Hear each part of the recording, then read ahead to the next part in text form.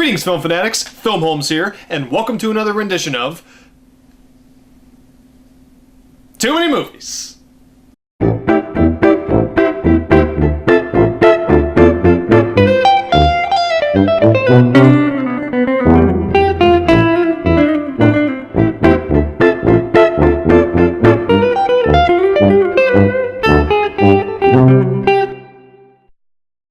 So I think it was last year sometime that I had heard that they were wanting to do a reboot TV series of a certain film franchise that I love, Lethal Weapon.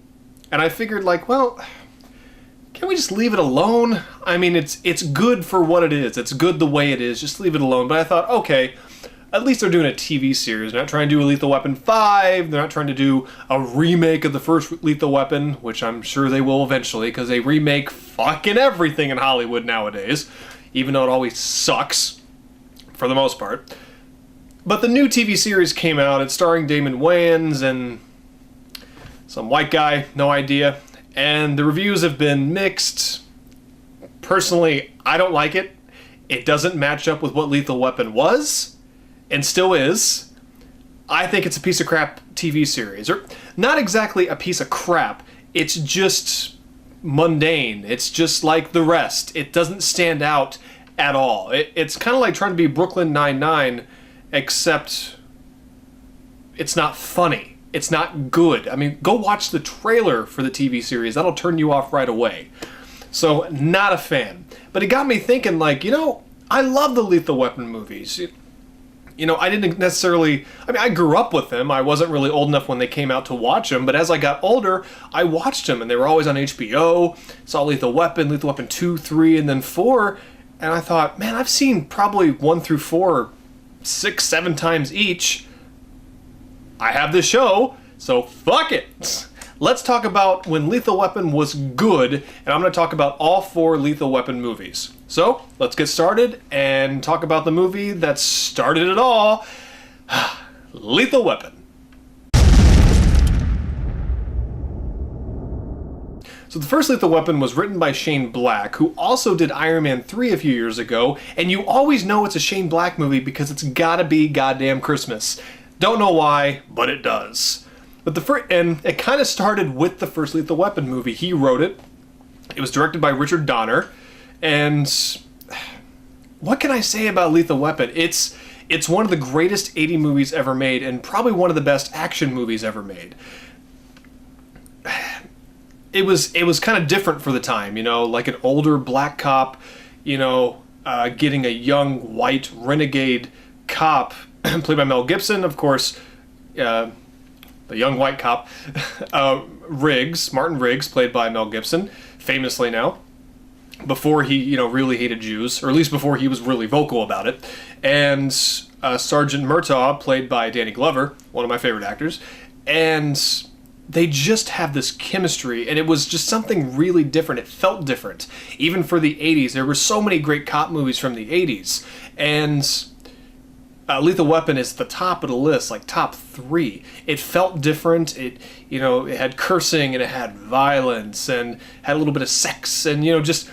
But for me, the chemistry between Mel Gibson and Danny Glover was off the charts, and you believe the characters. They played them really well. And Murtaugh, you know, kind of being almost at the end of his career in a way, he was kind of given up and just coasting in a way. And then Riggs comes in, and he's depressed and suicidal, and it just made for a great pairing, and they worked off each other, and you watch these movies for them. No matter how old they are, we're always going to watch them. But the story in Lethal Weapon is good for what it is, you know, like this girl kills herself. It actually was a friend's daughter, a friend of Murtaugh. Him and Riggs get paired up, and they're getting to know each other, and Riggs is suicidal because of the death of his wife and all that stuff. And the rest of the movie is just them working on this case. And, you know, the villain is a lot of fun. I can't remember his name. Joshua is his name in the movie. Gary, really? I can't remember his name. Oh my god. Please be on the back of the DVD, please. Oh, no, it's not. That's gonna bother the hell out of me. I can't stand it when I can't remember actors' names, especially when I'm doing this. It'll come to me eventually. He's crazy, but he plays that role really well. And the fight scene between him and Mel Gibson, Riggs, at the end of the movie is one of my favorite fight scenes in any movie. But regardless, that's really the story. It's them working this case, and it's dark, and it's violent, and like I said, there's cursing, and it's an 80s movie, you know, and it's far from perfect. It's far from perfect. But I wouldn't even put up there as one of my all-time favorite action movies, but it's one of my all-time favorite 80s action movies, if that makes any sense.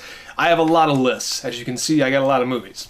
And it's just such a fun ride. To me, the movie, it's a little slow in the beginning. It is, especially until Riggs and Murtaugh meet, but you know, I still love the opening scenes, you know, Murtaugh with his family, Riggs, you find out a lot about him and how alone he is, and he's really only alive for the job.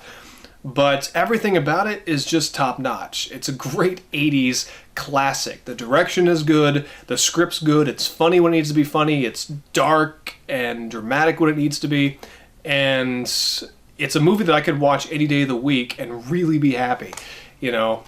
Oh, it still bothers me that I can't remember his damn name. Sorry, that still bothers me. Gary, and I don't edit the show, so you're gonna. I'm gonna have to look it up on my phone. I don't want to do that. Gary, it's not Gary Sinise. I know who Gary Sinise is, and a lot of you are screaming it right now. I guarantee it. I don't want to look it up. I want to figure it out. Gary Kurtz, that's a producer. Not Gary Shanley. He was a comedian, wonderful comedian. Hope he's resting in peace. But I'm gonna have to look it up. Sorry, folks. I'll get to my rating here in a second. I'm gonna have to look it up. Oh boy, that's gotta fucking bother me. Oh my god, I am so sorry. This is about as unprofessional as you can get, but this is going to bother me, and I got 3 more movies I need to review, and I hate having to cheat and look this stuff up. Gary Busey. Anyway, the first Lethal Weapon movie is fantastic, and if you haven't seen it, give it a watch. The only thing I noticed about it, there's a lot of dubbing, like where they had to get the actors back in to dub over, and that really bothers me in any movie. But you quickly get past it, and it seems like a lot of 80s movies did that. Action 80s movies. It's real weird. But the first Lethal Weapon is all around just fun, and a great watch. Lethal Weapon for me, I give it a 4 out of 5. You know, it's far from perfect, and it's very 80s, but that's a good thing. And I hope they never try to remake it. You're not going to get that magic twice. But let's move on to the sequel that many people, including the cast and crew, think is the best Lethal Weapon movie, and I'll go ahead and say that I do agree. Lethal Weapon 2. Now, the first Lethal Weapon was a huge box office bonanza. It was a huge hit. Lethal Weapon 2 was the inevitable sequel. There was much left open, you know, for the sequel, and there was still a lot to really go over, especially Riggs' past, which, thank God, they did get into. I was hoping with the sequel, you know, that because there really wasn't much room for Murtaugh to grow. He's 50-something years old. He already has kind of had his career, and now he's got he's rejuvenated his career, and he's doing a great job, but it's really Riggs. The redemption story is about Riggs, because this is a guy who was close to killing himself. And they even show that in the first movie. He was this close to pulling that trigger. This one, Riggs has a purpose. He's kind of living in Roger Murtaugh's life with his family, and he's welcomed. You know, he's not a leech. You know, they love him. But we finally find out what happened to his wife, you know, how she was killed, and in this movie you actually get to find out who did it. And that came from out of nowhere, and I liked it. It was almost like a little twist. But once again, directed by Richard Donner, the movie is basically about Riggs and Murtaugh, still partners, now best friends. They're going after these, I believe, German delegates who are in this country, and they hide behind their diplomatic immunity as the main bad guy, who's probably my favorite bad guy throughout the series. He's just so slimy, and you just want to see him get his. And you know, they go to war. Like in this one, the bad guys end up killing cops. They don't give a shit. they hide behind their diplomatic immunity and they kill whoever they want, and they try to kill Riggs and Murtaugh and go after him. And Riggs kind of falls in love with a new woman, and we get to see that. You know, Murtaugh, and also, we get Joe Pesci is introduced to the Lethal Weapon franchise. I love Joe Pesci, a huge Joe Pesci fan. You know, how am I funny? How the fuck am I fucking funny? You know, Joe Pesci. And him as Leo gets whatever you want, Leo gets. I love that line. It's one of my favorite movie lines of all time. And his character is annoying, but lovable. You know, he was a great addition to the Lethal Weapon family, and I'm glad they kept him for the rest of the series. Some people may not like it, I did. But like I said before, this is the best Lethal Weapon movie, and a lot of people agree. A lot of critics agree, a lot of fans agree, and even Mel Gibson, Danny Glover, and Richard Donner said that this was the best Lethal Weapon movie by far. And it's because it takes the first one and multiplies it by 2. It takes everything up a notch, but not to the point of getting ridiculous. You know, they up the ante with the bad guys. They're great. You get to learn more about Riggs. The story's fantastic. It flows well from the beginning to the end. Very well edited, very well directed, very well written. It's very funny. Joe Pesci, with Murtaugh and Riggs, that's a comedic trio that I never get tired of. So he was a welcome addition. All the side characters are great. Murtaugh's family's great. It's just great. It's a wonderful action movie, but it's not dumb.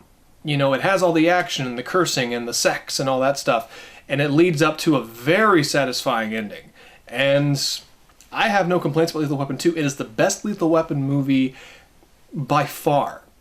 And that's why I give it 4.5 out of 5. I'm not going to give it a perfect 5 out of 5 because I've been giving a lot of 5 out of 5s recently. And the thing is, Lethal Weapon 2 is far from one of my favorite movies. If I give a 5 out of 5 to something, it's probably because I'm either giving it the credit it deserves, or it is one of my all-time favorite movies. And that's cheating a little bit, but this is my show. But Lethal Weapon 2 deserves a 4.5 out of 5. It's not perfect, but it's pretty damn close. And to me, it's one of the greatest action movies ever made. And, oh man, wonderful sequel to Lethal Weapon. So let's move on to the next sequel in the Lethal Weapon franchise, Lethal Weapon 3. The thing about Lethal Weapon 3, I think it almost feels like it's the forgotten Lethal Weapon sequel. Like, people remember, of course, Lethal Weapon. They remember Lethal Weapon 2. Lethal Weapon 4 they remember, and not always for good reasons, and Lethal Weapon 3 is just kind of there. And it's probably because Lethal Weapon 2 was so good and almost so gigantic in its story and what happened. Lethal Weapon 3 was kind of a letdown. But that doesn't make it a bad Lethal Weapon movie, or a bad movie for that matter. It's a movie that you'll watch on a Sunday afternoon on TV. Hopefully on HBO, because you got to watch it uncut. It feels just like the first two. And it does progress the story, mainly for Riggs, you know. And I think it was a big success when it came out, just like the first two. But it just didn't do. It wasn't as well received, basically. They almost went too far. But Lethal Weapon 3, there's basically a renegade former cop who's building housing development, but it's, for himself, but it's built on selling weapons that they're stealing from the police department. And Riggs and Murtaugh are still together. There's another new character, Leo Getz comes back, which I think he wasn't supposed to, but they wrote him back in due to his popularity. And it's pretty obvious that he really has no... Well, they do a good job of writing him in to where he has a point, but at the same time, he's not really needed for the movie, but I was happy to see him back. And the beautiful Rene Russo comes in to play Riggs' love interest, but also a member of the police department as Internal Affairs, or Infernal Affairs, as Riggs says. And they fall in love, and she's a lot like Riggs, and it was great to finally see Riggs fall in love with someone who's probably not going to die. So, but I will say, and that's mainly the story, they go after this cop, and the thing, it's the basic story. It's really nothing special. And the bad guy, I like him, but personally I don't think he gets enough screen time. So he's very forgettable. Fun, but forgettable. And the story is fun, but forgettable. The only thing that makes this movie great is we get to see Riggs and Murtaugh together again. We get to see Murtaugh's family, the side characters. Rene Russo is great. Joe Pesci is great. Richard Donner comes back again. He does a fine job, but it was really a sequel that wasn't necessary. It was successful, but they're never going to do what the first two Lethal Weapons did, and that's really the main problem with this. But I still love the movie. I love Lethal Weapon 3, and for a while it was my favorite one. I kind of have an affinity for 3. That's my favorite number. Probably because I'm the third generation.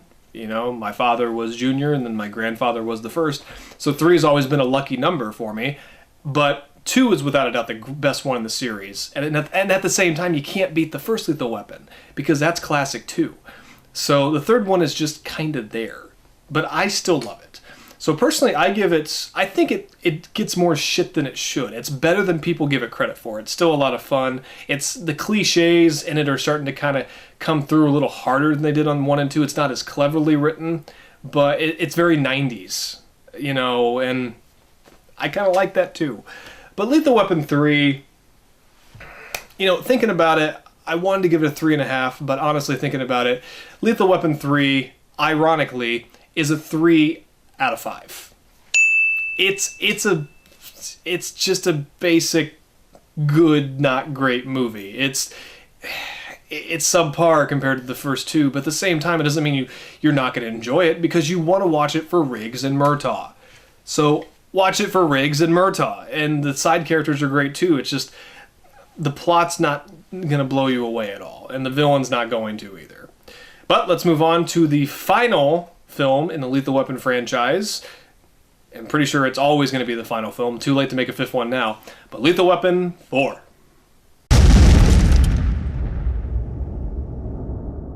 Now, I'll be perfectly honest. When I first saw Lethal Weapon 4, I hated it. I hated it. It didn't feel like a Lethal Weapon movie. The first 3 looked the same. They felt the same. It felt like Lethal Weapon, where 4 it didn't feel good to me.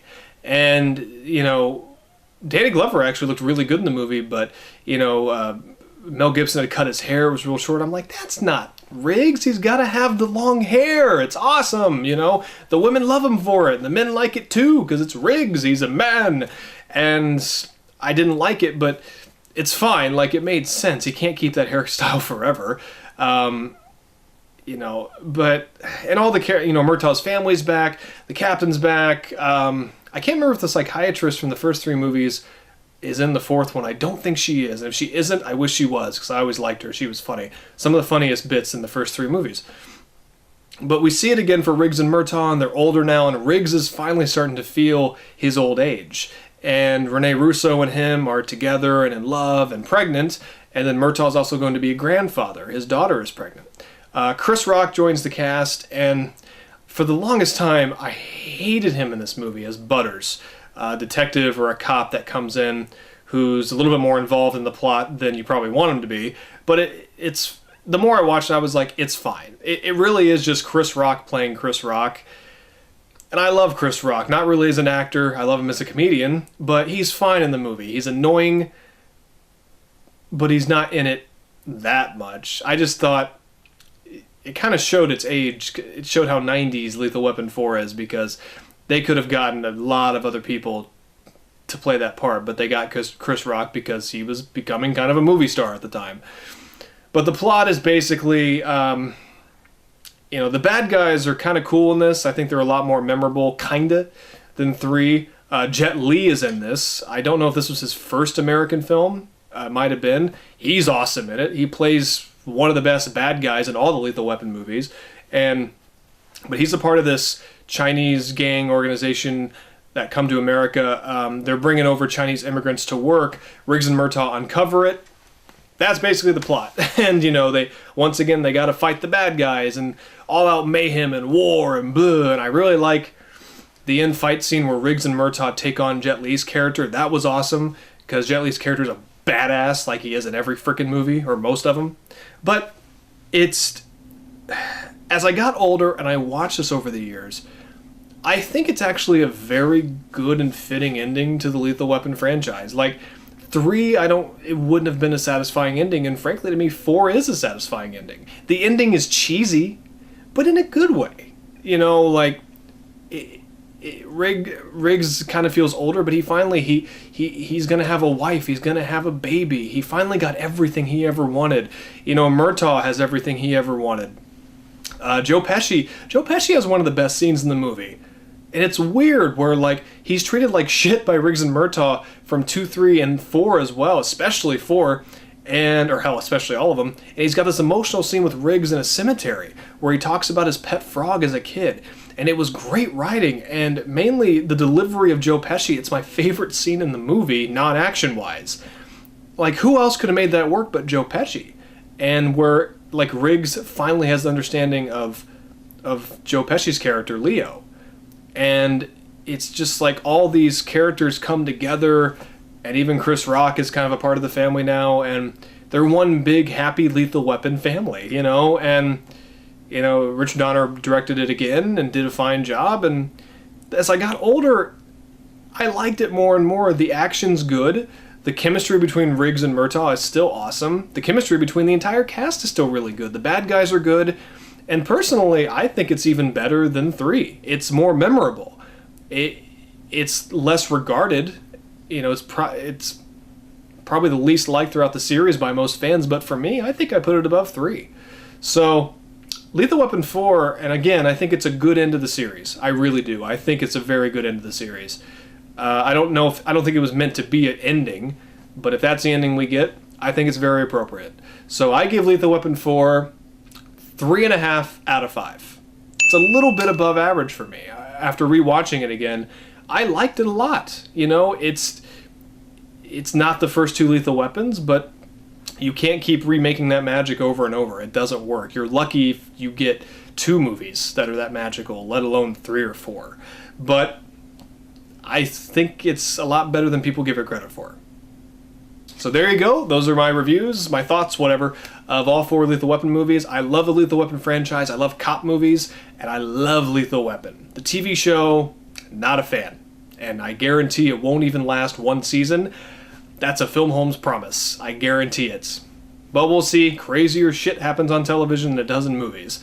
But there you go. And I'll go ahead and say this, when it comes to the month of October, there are going to be some movies I review that are not like Lethal Weapon. Lethal Weapon has nothing to do with Halloween, but October is, of course, the month of Halloween and scary movies, and I'm not huge on scary movies or horror movies, but there's still a lot that I am going to rewatch and I'm going to talk about on here. And also, I'm going to go through my John Carpenter movies, some of which are creepy movies. I won't say which ones. Horror movies in a way that fit Halloween, that people watch every Halloween. Others not so much. So I'm going to try to review a lot of my favorite scary movies or horror movies, thriller movies, whatever. But also I'm going to review movies like Lethal Weapon or other movies that have nothing to do with October. So just a heads up. But I'm Filmholmes. Thank you very much for watching Too Many Movies. And as you can see, I got more movies to watch. So I will see you in the next video. Later.